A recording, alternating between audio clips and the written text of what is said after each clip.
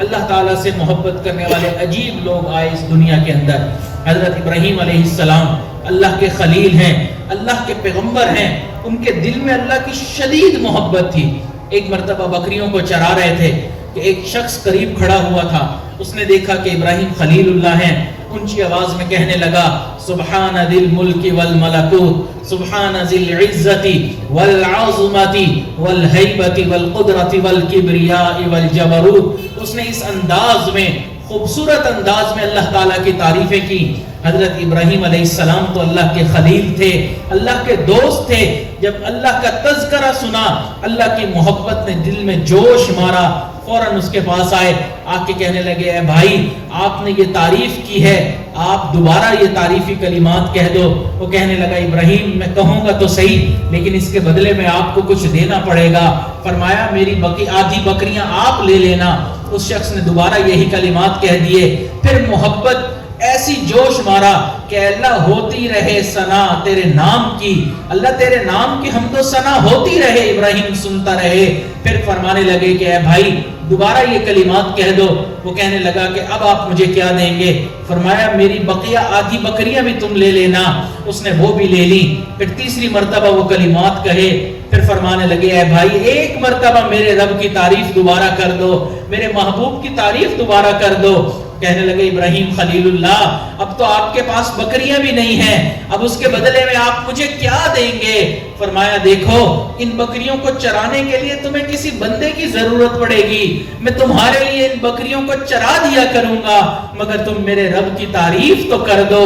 وہ کہنے لگا ابراہیم خلیل اللہ مبارک ہو، میں اللہ کی طرف سے بھیجا ہوا فرشتہ ہوں. اللہ نے مجھے بھیجا تھا کہ جاؤ میرے ابراہیم کے سامنے میرا نام تو لو. پھر دیکھو وہ میرے نام کے کیا دام لگاتا ہے. اللہ سے محبت کرنے والے بڑے عجیب لوگ آئے، ایسی ایسی محبت کی مثالیں قائم کر دیں، انسان حیران ہوتا ہے. ایک غیر مسلم بادشاہ تھا، اس نے 2 تابعین جرنیلوں کو گرفتار کر لیا. تو اس بادشاہ کے جو وزیر تھے، مشیر تھے، انہوں نے مشورہ دیا کہ ان دونوں کی پیشانی پر بہادری چمکتی ہے، اگر کسی طریقے سے ان کو ٹریپ کر لیا جائے، ان کو اپنے جال میں پھنسا لیا جائے اور یہ آپ کی فوج میں شامل ہو جائیں، آپ کی فوج بہت اچھا کام کرے گی. یہ ان کو نئی نئی ٹیکنیک سکھا دیں گے، آپ کی فوج کا پلہ بھاری ہو جائے گا. بادشاہ کو یہ مشورہ بہت اچھا لگا.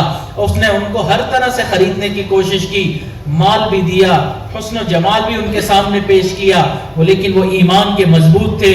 فرمانے لگے کہ ہم نے تمہارے کسی ٹریپ میں نہیں آنا، تمہارے کسی جال میں نہیں پھنسنا، ہم دین اسلام سے پیچھے نہیں ہٹ سکتے.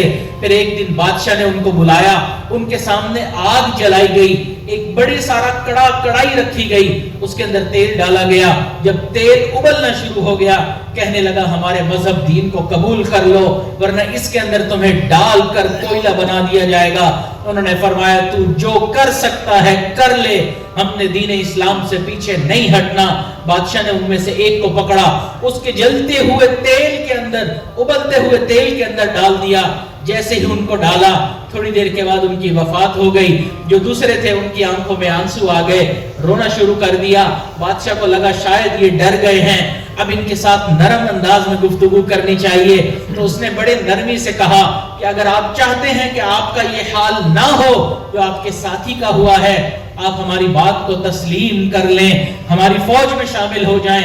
فرمانے لگے کہ بادشاہ سلامت، تم یہ سمجھتے ہو کہ میں اس وجہ سے ڈر گیا ہوں کہ میں اس کے اندر جان جاؤں گا، میری جان چلی جائے گی. میں اس وجہ سے نہیں رو رہا، میں تو اس وجہ سے رو رہا ہوں کہ اے اللہ میری ایک ہی جان ہے جو ابھی آپ کے سامنے قربان ہو جائے گی. اللہ میرے جسم پر جتنے بال ہیں اتنی میری جانیں ہوتی میں آپ کے نام پر وہ بھی قربان کر دیتا. اللہ سے محبت کرنے والے ایسے ایسے لوگ آئے. والذین آمنوا اشد حبا للہ، اور ایمان والوں کو اللہ کے ساتھ شدید محبت ہوتی ہے. بس جس طرح ان ایمان والوں کو اللہ سے شدید محبت ہے ہمیں بھی ہونی چاہیے. پتہ تو چلنا چاہیے کہ یہ ایک اللہ سے محبت کرنے والا ہے. اس کا چال چلن، اس کا اٹھنا بیٹھنا، اس کا کھانا پینا، اس کا بات کرنا، اس کا چلنا پھرنا دوسروں کو پیغام دے دے اللہ سے محبت کرنے والا انسان آ رہا ہے. ایسا تو نہ ہو کہ انسان کو پوچھنا پڑے کہ یہ مسلمان بھی ہے کہ نہیں ہے. ایسا حلیہ تو ہم نہ اپنائے, ایسا تو اپنا باطن خراب نہ کریں. ہمیں اپنا باطن بھی سنوارنا ہے, اپنا ظاہر بھی سنوارنا ہے. ہمیں اللہ تعالیٰ سے اللہ کے سامنے پیشانی کو بھی جھکانا ہے. آج ہم اللہ کے سامنے جھکنے کو تیار نہیں. آپ جا کر دیکھ لیں, آج کا مسلمان کسی سے نہیں ڈرتا. کیوں؟ اس لیے نمازوں میں نہیں آتا, نماز نہیں پڑھ پاتا. لیکن ہمارے اکابرین سمجھتے تھے یہ نماز اللہ سے ملاقات کا ذریعہ ہے. اس دنیا میں اللہ سے ملاقات تو نہیں ہو سکتی, تو وہ اس نماز کو ملاقات کا ذریعہ بنایا کرتے تھے. اس لیے بار بار نماز پڑھا کرتے تھے, بار بار نفلیں پڑھا کرتے تھے. فرائض سے دل نہیں بھرتا, واجبات پڑھتے تھے, واجب سے دل نہیں بھرا. سنتیں پڑھتے تھے, سنت سے دل نہیں بھرا. نوافل پڑھا کرتے تھے.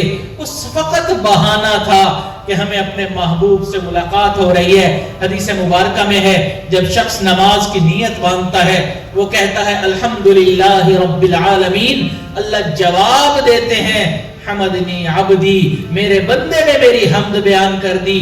اللہ تعالیٰ تو جواب دے رہے ہیں, ہم ہی دل کے غافل ہیں جو سن نہیں پا رہے. حضرت مولانا یحییٰ رحمت اللہ علیہ, شیخ الحدیث مولانا زکریا رحمت اللہ علیہ کے والد لمبا سجدہ کیا کرتے تھے. کسی نے کہا حضرت اتنا لمبا سجدہ کیوں کرتے ہیں؟ فرمایا جب میں سجدہ کرتا ہوں ایسا محسوس ہوتا ہے میں نے اپنے محبوب کے قدموں میں سر رکھ دیا, اٹھانے کو جی ہی نہیں چاہتا. آج ہمارے لمبے سجدے ختم ہو گئے. حضرت خواجہ عبد المالک صدیقی رحمت اللہ علیہ ہر نماز کے ہر رکعت کے ہر سجدے میں 21 مرتبہ سبحان ربی الاعلیٰ پڑھا کرتے تھے. ہم تو 3 مرتبہ سے زیادہ پڑھ بھی نہیں پاتے. کیسی ان کے دلوں میں اللہ کی محبت ہوگی کہ اتنا وقت نکال لیتے تھے, بار بار اللہ کی عبادت کرتے تھے. سمجھتے تھے کہ یہ اللہ سے محبت کا اظہار ہے.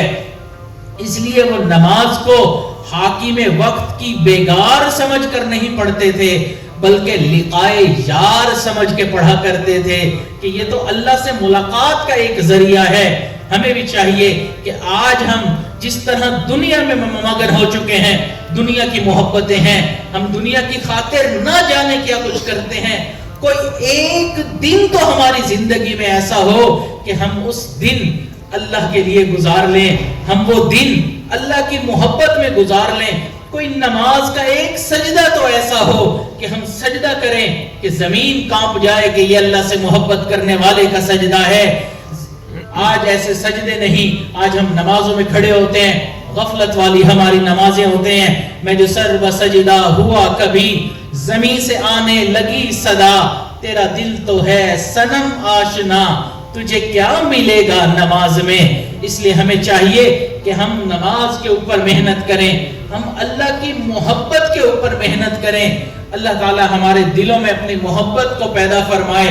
یاد رکھیں اس محبت کے بنا کوئی زندگی نہیں ہے. جب دل میں اللہ کی محبت آ گئی تب پتہ چلے گا کہ اب تک کی زندگی بیکار گزار دی, زندگی تو اب شروع ہوئی ہے. اس لیے ہمیں چاہیے کہ اللہ تعالیٰ سے بھی محبت کریں, جو اللہ سے محبت کرنے والے ہیں ان سے بھی محبت کریں, اور ان تمام اعمال سے محبت کریں جن کے کرنے سے اللہ کی محبت دل میں آتی ہے. دعا ہے کہ اللہ تعالیٰ ہم سب کے دلوں میں اپنی شدید محبت عطا فرمائے اور ہمیں صحیح معنوں میں زندگی بسر کرنے کی توفیق عطا فرمائے. وآخر دعوانا ان الحمدللہ رب العالمین.